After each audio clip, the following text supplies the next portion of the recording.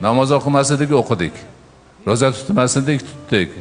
Hajga ham borishib kelyapti. Zakot ham bo'ldi. Endi nima qilamiz? Mana shu gap ko'paydi. Meni qabulimga kelganlar ham, bu yerda uchrashganlar ham shunaqa bir biz ya'niki ibodatimizni, Allohga bo'lgan iymonimizni, taqvoyimizni yana ham yuqori saviyaga ko'taraylik degan umid bor.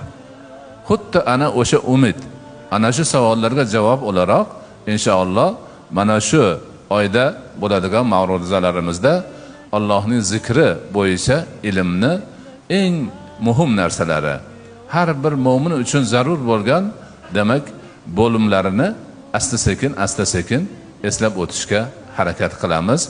Bu ruhiy tarbiya ilmidan darslar desak ham bo'ladi. Ana maqsad haligi gap. Qalblar Allohning zikri ila orom topsin. Xotirjam bo'lsin. Butun dunyo bo'yicha eng salobatli inson bo'lsin. Alloh bilan doimo bog'lanib tursin.